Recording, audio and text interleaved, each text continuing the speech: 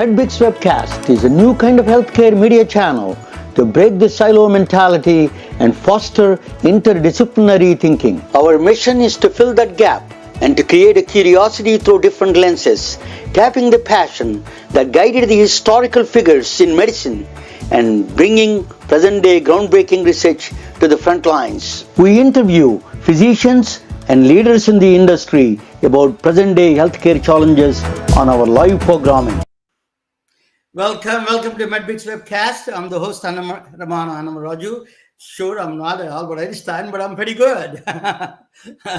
So anyway, that we are, this is what we do Monday to Friday, as I said in the broadcast. The whole world is going through a mental health crisis. A mental health, not a crisis, it's a catastrophe, in fact. So if you ask a policymaker, it is a catastrophe. So not too many policymakers or governments cannot do much. It is a huge problem. So, this is a kind of we think that the doctors who take care of all of us, we think that they are gods and they don't have any other problems. In fact, they are humans and they go through the same struggles as not. Actually, they found out there are more suicides among the doctors than general population, percentage-wise. Compared to the percentage, that is a staggering statistics in my view. People who take care of us are going through that thing. We need to pay attention to that. Seriously, pay attention to that. This is not a first thing that we have for Florence Nightingale, for example, she went through a mental depression. In the history. Then John Catt, John Catt, I think his name is, who discovered the lithium for the bipolar. He went through mental depression. Of course, Sigmund Freud went through depression. So these are all people among the physicists. I have a master's in physics. Among the physicists, lots of them committed suicide. In fact, Boltzmann and Kurt Gödel and those people, they went through serious mental struggles. So except Albert Einstein, every physicist went through mental health crisis.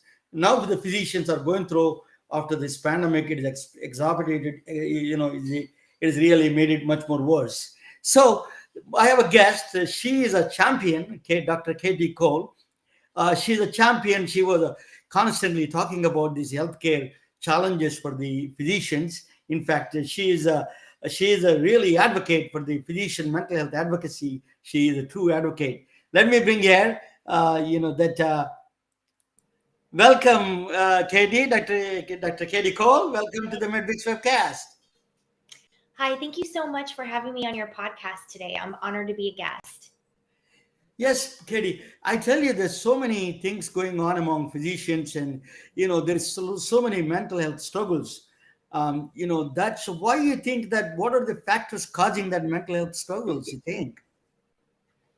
Well, gosh, I think it's multifactorial. I think we already had an epidemic of burnout among physicians before COVID-19 pandemic, but since 2020, the percentage of burnout just keeps skyrocketing every year, and the levels of depression and anxiety are also increasing annually.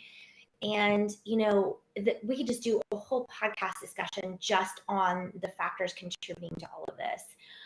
But I really think it starts with healthcare leadership.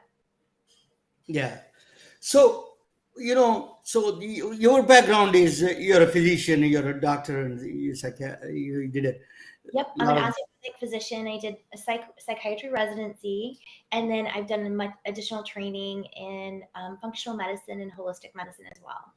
So as you said that the leadership, they don't train in the medical schools. The leadership, there is nothing much you cannot get anywhere in the medical schools or in the real life. There is no special programs how to be a leader and solve these problems. You're solving everybody else's problem, not among your own problems. Mm-hmm.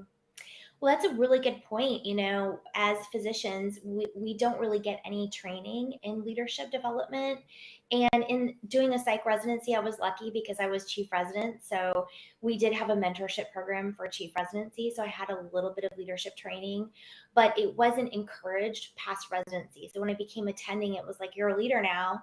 And I just had to kind of figure things out on my own, and I had no formal mentoring or leadership training after that point. Yeah. So I watched a little bit of your program with the Dr. Paul Dechant.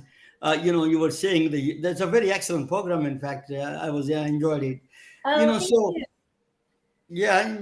So what impressed me was that is a human factors they're talking about. One of the things that particularly that is outside of things that really fascinated me was a personal conflict with the hospital administration, with administrators. That's a very interesting concept. You brought it up. What do you think of? What is your opinion on that? Oh, you hit the nail on the head with that one. Boy, I mean, that's one of the top 6 drivers of burnout actually is a misalignment in values within a healthcare employee or physician and the healthcare administration hospital organization. And a lot of times hospitals have a set of values, but it's not integrated into the fabric of the healthcare organization. And so, everyone has their own interpretation of what the hospital's values are. And it causes a lot of problem because there's miscommunication, and every leader is showing up differently and behaving differently depending on how they interpret the value of the healthcare system.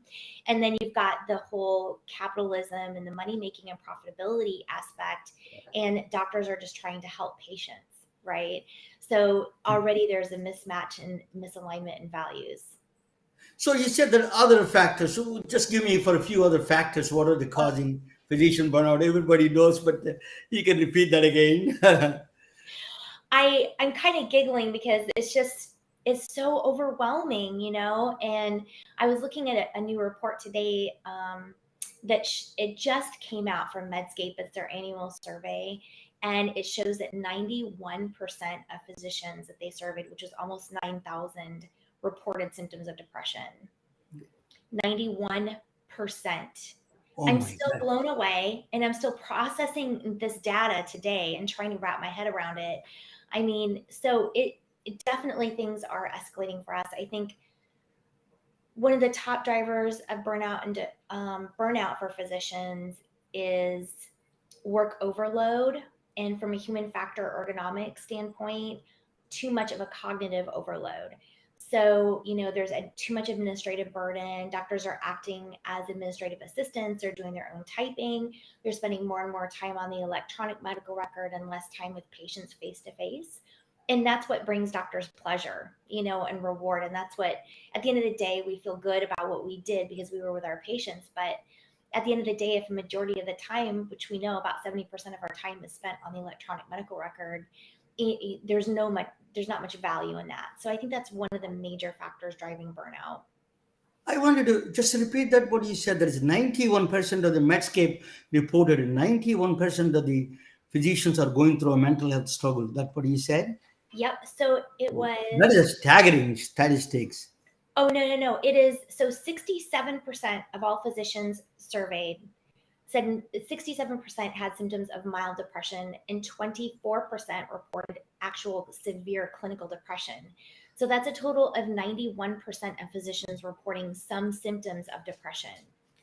We have to, that is unbelievable. That is I unbelievable. can feel it, but to actually get that data firsthand, it is mind-boggling. And this is a call to action. We have solutions to fix our healthcare system and culture of medicine and create a healthier work environment. We need to start doing it now. It's a fundamental problem, Katie. Infrastructure problem. The fundamental problems are there in the healthcare system. It's a deeply flawed. The starting point, the original point itself, is a wrong one. That's we need to go back and we need a strong leaders. That's one of the doctors from the Kaiser Permanente, the CMO, talks about it. Robert Pearl. He talks about Oh, yeah. everything okay? Yeah, okay. Okay, good. What happened, son? I think That is your side or my side? I'm okay on my end. Okay. I don't know where let me see that maybe something is coming. Technical difficulties, Oh yeah, it's okay now. It's okay. Okay, So good. it's just internet problem probably. So there was let me bring this slide back to you. one Okay. slide that you posted it. That's I wanted to bring it. That yeah, that is that's a human Oh, factor slide. And so yes. I was very impressed with it. It's so complex. It is really you need a multifaceted issues that we need to solve that problem. You just have well demonstrated this all these socioeconomic, sociocultural, and then and perception wise. And can you go through one or two things on this one, and physical, of course. Well, I mean, we really like the model of human factor ergonomics because it really speaks to. I think we have the data to show how when we are not optimizing human performance based on our ability or even our workload and our cognitive load, when we don't have the basic resources available to navigate our day successfully, we're set up for failure.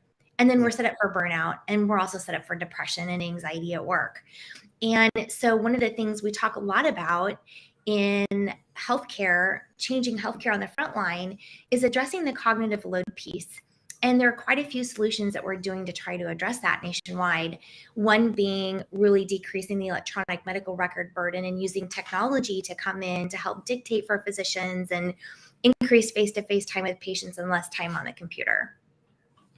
I was talking with a physician yesterday. He was telling the same thing. I used to place doctors. And one of the doctors, a friend of mine, is over 50, 60 years old. He said that when we are installing a next gen system, and then he was saying that I'm scared to go into the exam room. I don't know what button I'm going to press it wrong. I have never been scared this much. Frightened by these computer buttons. I don't know whether I press the wrong button, right button. I get into trouble. He's worried about not the patient. He's worried about the electronic medical records, what buttons he's pressing. No, I know. I mean, it's mind-boggling, right? As a doctor, your worst fear is actually the computer loading properly in the morning and not having a computer shutdown problem. And that's actually part of what they call the shadow work in human factor ergonomics is, we've got what our daily routine is and the amount of work that you can see, but there's also the amount of work that's in the shadows behind the scenes that you can't see that's happening during the day.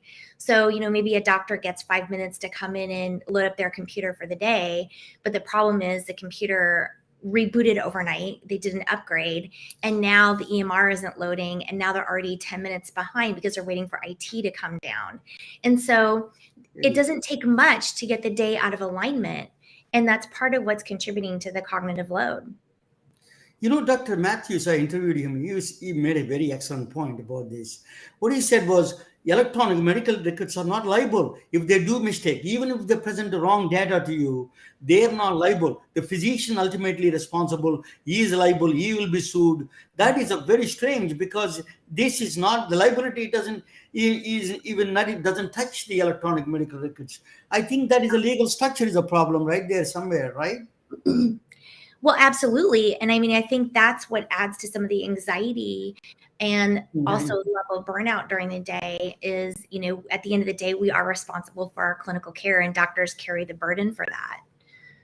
So when you go to the hospitals, do you have any centers that you can go to a room that you can peacefully sit down and do some meditation or some kind of instruments there that can calm you down? Are there any things are setting up hospitals now or they don't care, just to do work all the times?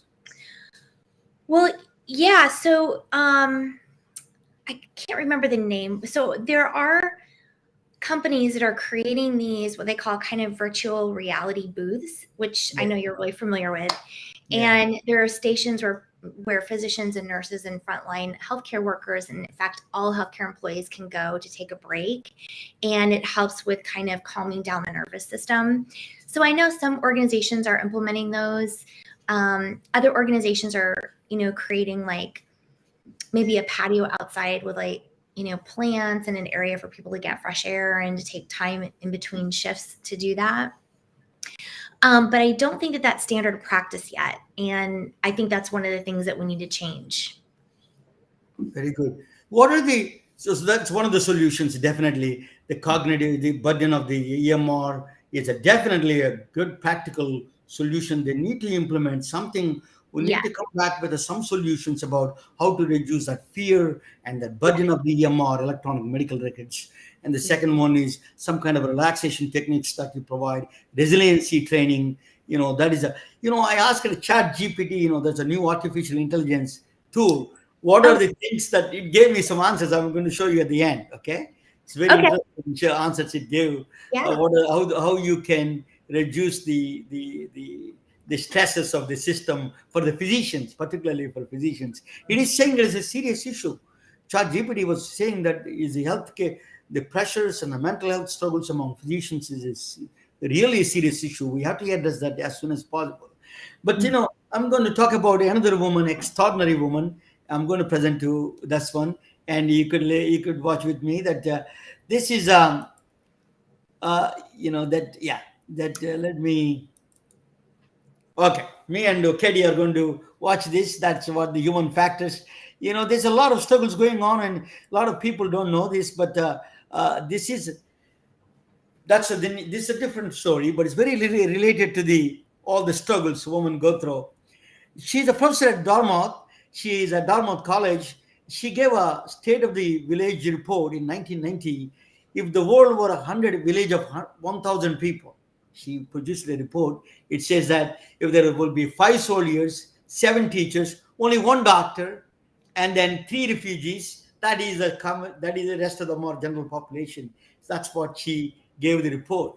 And she gave an extensive report. She was doing a column in Boston area. She was doing this column every week about the citizen's health, global citizen. She was doing a column, and she did this. It actually inspired several. Now she passed away. I will explain to you who she was, but she inspired several people. One of them is this 100 people organization. She inspired it. I will let you watch that video, and then you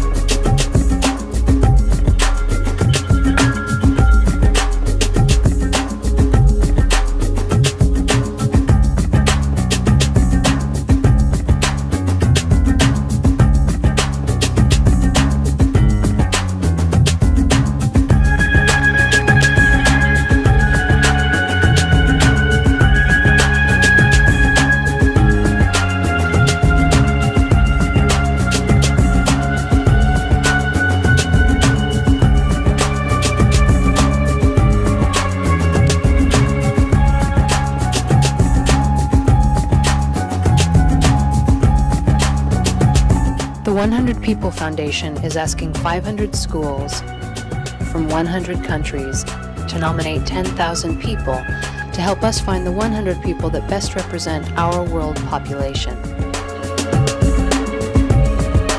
We've created a lesson plan that explains how a student can nominate someone they admire from their local community and fill out a community profile that helps us understand where they come from. This is my school house. Masaya ako na interview ako, na camera ako. Masaya ako na nakilala ako nila, ma'am, natulungan nila ako. Masaya ako na. Masaya ako. Lalo na sila. Masaya ako. Kasi as in, hindi ko sa decline na ganito. Interview na ako, may camera ako. Kasi sa amin, wala. We are asking the children of the world to introduce us to the people of the world.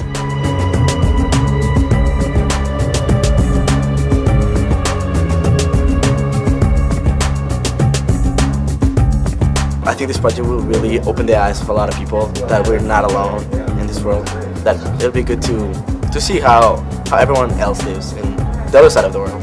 Irsiba kala dori dum dumaydin yimirga bora kulmete mefo imdu doro din kaban bora imfai bora kulu imete mefo imfai di yanja asibo.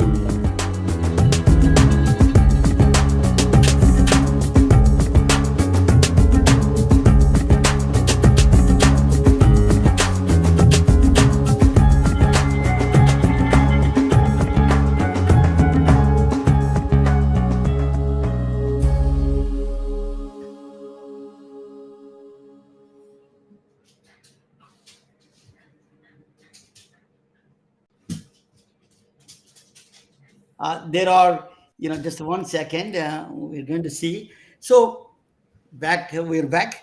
If the world were 100 people, how they are distributed, it becomes so more personal if you consider this whole planet is just 100 people, how the distribution of 78 people would have place to shelter, then one would be dying of starvation, 11 would be undernourished, 22 would be overweight, and that is the statistics if there are only 100 people today. So yeah. So one good thing is, and the whole thing is, if the world were 100 people, 65 would be cell phone users, 47 would active internet users, 95 live in an area with a mobile cellular network, entire world. That is an absolutely great. That's one positive thing. We did a great job in that one. So there is an entire world was. Her name is Donella Meadows. I'm sorry if I say it wrong way, my pronunciation. Yeah. She was born in 1941, and she was a professor of Dartmouth. She has a PhD in biophysics from Harvard. She's a MacArthur Fellow, MIT. She was a computer modeling she was doing at MIT. She was working for a professor. He invented the magnetic tapes, how to store the computer data on magnetic tapes. She was working under him. She traveled across the world. She went to India and Sri Lanka for 1 year with her husband. She was traveling by car in the entire country in 1960s. Amazing woman. She took all the chances. I don't know. People don't do that nowadays. They were so busy. So she got that experience. Spent a year, Turkey, Iran, Afghanistan, Pakistan, India, and Sri Lanka. She traveled for a whole year along with her husband. So what she wrote a book. It's called Thinking in Systems. It's the classic book on systems. With more than 500,000 copies are sold. This is a fabulous book. The book opened my mind and reshaped the way I think about investing. Forbes wrote that one. She took a complex mathematical equations of physics. She's a physics professor. She took all the equations and made it personal and extremely how you can implement to the professional life. What could be complicated? What are the liability points are? She made it much easier. Though she is a scientist, she did not believe in the reductionism. She thinks that you cannot subdivide all the parts she thinks that the whole is more than the sum of all its parts. That is a very woman with a scientific background telling that. That's really revealing. Now there is a school of thought in the physics thinking in that direction.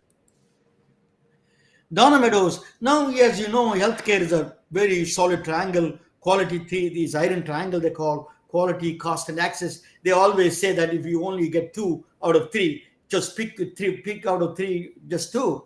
That is not true. It is actually, you can break the iron triangle. We can get all of them. It is a nonsense. Somebody who is promoting this, business people are telling these healthcare executives, probably healthcare insurance companies are telling you this kind of things. You can achieve all of them at the same time. So this iron triangle can be broken into the next step. So if there is 1,000 people on this planet, the Austria has the highest number of doctors, number 5 for 1,000 population. Wow. Then United States has 3, Brazil has a 2. The lowest is Brazil. In the psychotherapist, Norway has a 3, Germany has 2, and Turkey has a point. The United States, I didn't 0.6. The United States. 106 therapists for 1,000 people. Well, yeah, a the lot. 0.6 therapists for Oh, the 0.6 the United States. Now that makes more sense. 0.6. No, that is. I think that is not. Didn't come out right. Probably Yeah. that's not No, I my believe it. fault. There's a huge shortage for sure. Huge shortage of psychotherapists. Yeah. That is a. Then in mammograms, access to 1 million that's for 1 million mammograms. Greece has the highest number, 67.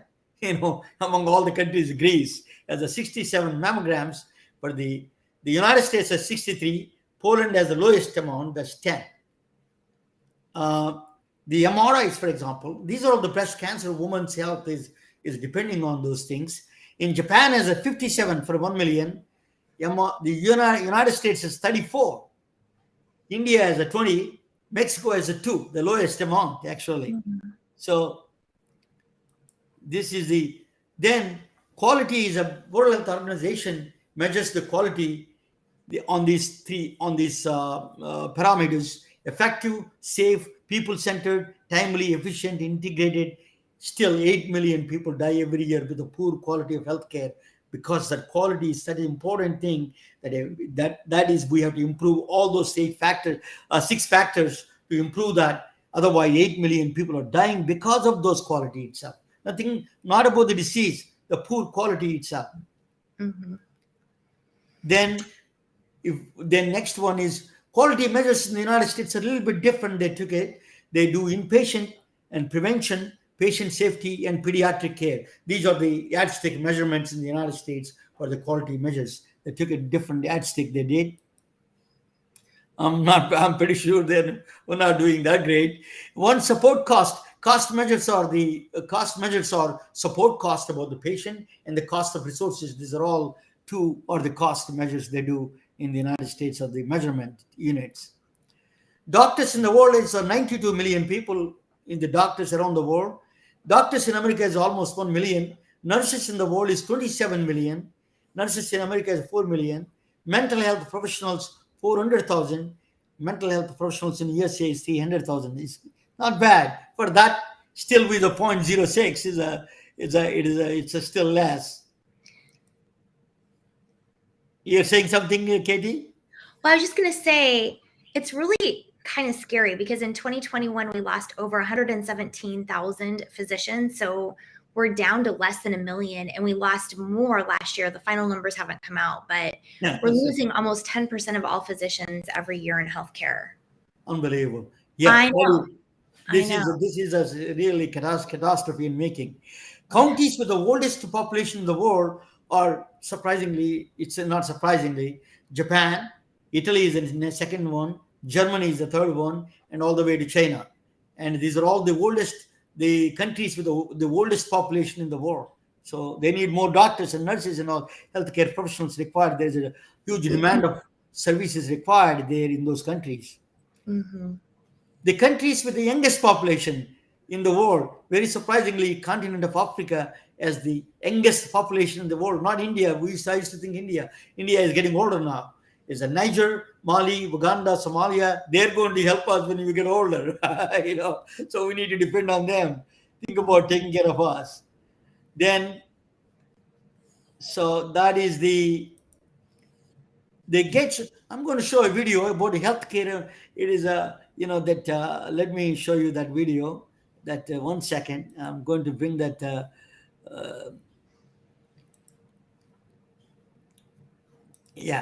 I'm going to.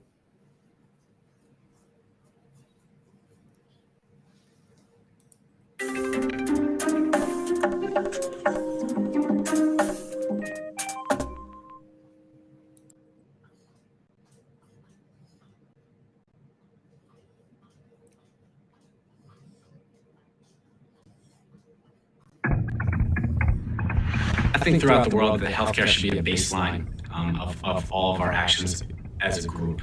All the countries together, good healthcare and feeling well should just be a given.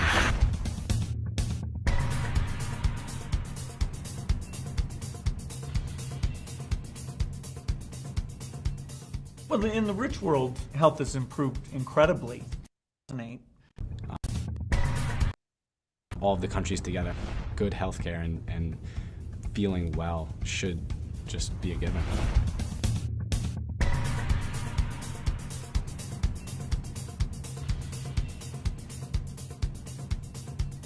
Well, in the rich world, health has improved incredibly, whereas in the poor world, the sanitation, the vaccines, the nutrition that we take for granted is not available. And so you have a lot of societies where over 20% of children die before the age of 5. We need more doctors volunteering their time or even getting them paid by someone to actually go out and take care of the people who are suffering because they have a lack of access to the healthcare.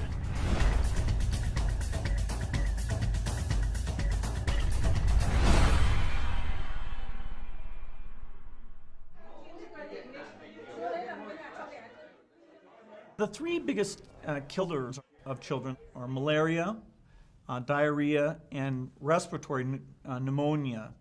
And what happens is the kids get weak, they don't get enough nutrition. So even things we don't think of as a big deal can often kill those children. So if we got vaccines for those, improve the nutrition, some of the birth practices, we can cut down on it. 9 million children died in 2008. Now that's down from 20 million 50 years ago. So big improvement, but it's still too many.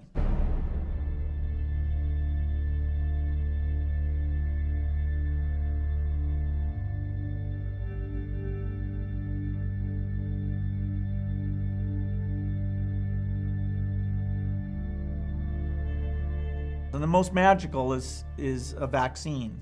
You get a few shots when you're young and you're protected from the disease for life. So smallpox killed millions a year. The vaccine eradicated it. Measles killed over 3 million a year. Now that's down below 500,000 because the vaccine, we need to get that to everyone. So we need to invent some new vaccines. We need to distribute them better. That's basically where the magic is. Unfortunately, the percentage of kids going into these areas from rich countries, math, science in general, is going down.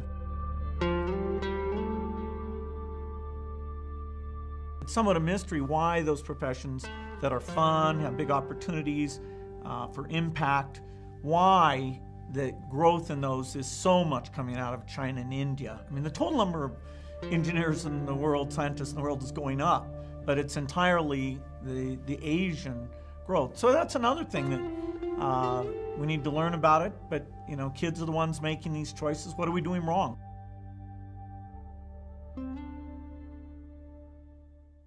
How would we get the youth of America and the world to look at different problems in a certain way that they want to improve on it? You know, if kids can get out to these poor countries and see it firsthand, you know, that is so worthwhile. It's not easy to do, but the ones who get a chance to come back, talking to others, videoing what their experience are so that other kids can relate to what they're saying. I think that's part of how we're going to keep awareness going up and therefore keep the focus on these issues.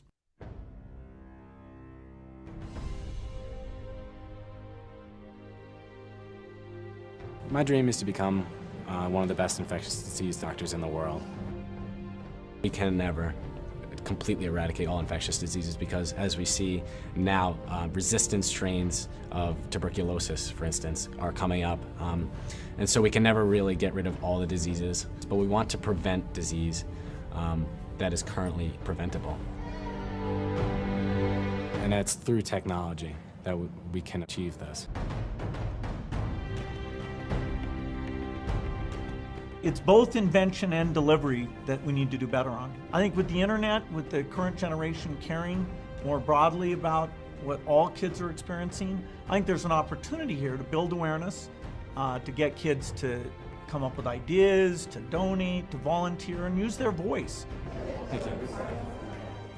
Everyone's life is equally important. We should level the playing field. It shouldn't have to deal with money, whether you live or die because of a disease.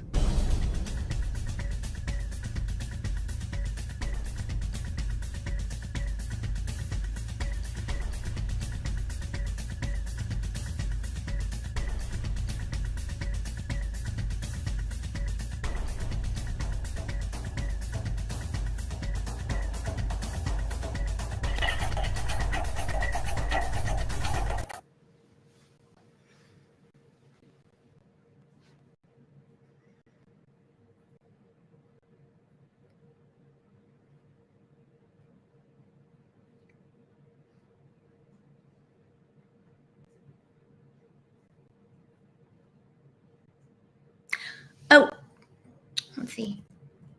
I can't hear you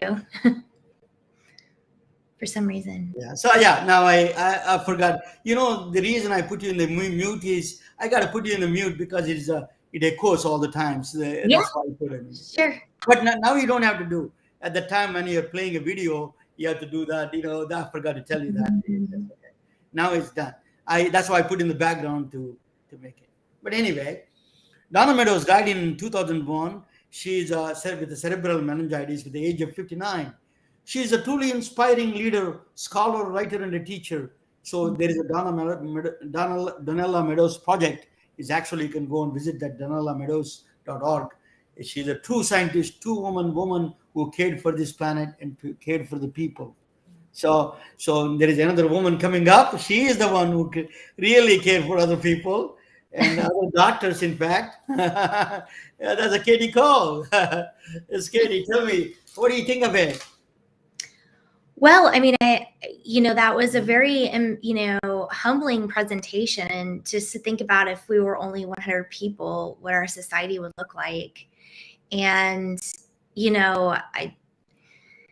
I don't know how far we've come in healthcare since 1960, to be honest. Yeah. Since Dana Meadows was studying, all of the sociology and human behavior and access to care.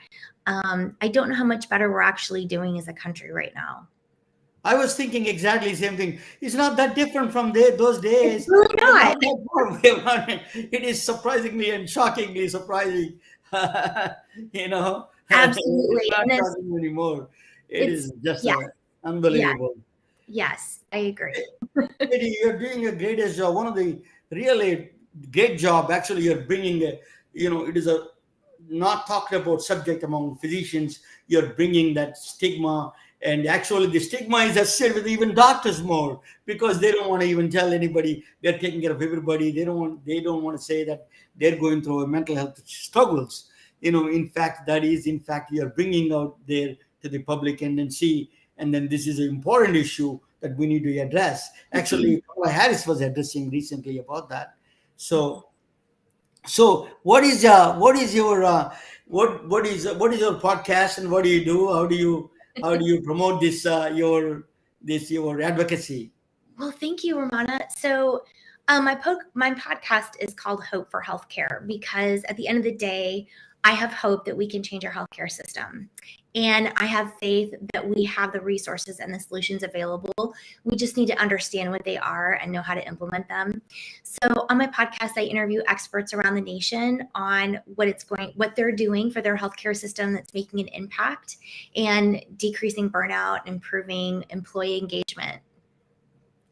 Thank you. It's a truly, you're doing a great job and truly an honor to talk with you. And you're still, that your contributions to the physician community has to be noted. And then thank you so much, Katie. Thank you so much for coming on my show.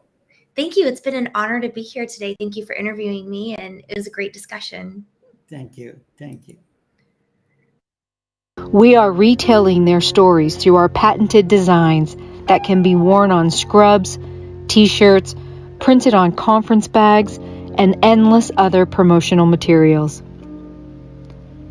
Daily Wear for Medicine is the first ever of its kind to create curiosity in medicine through visual art. We at Medbricks are celebrating unsung heroes of the past who made enormous contributions to the field of medicine through our unique campaign called Daily Wear for Medicine. You can wear it, carry it, and give it.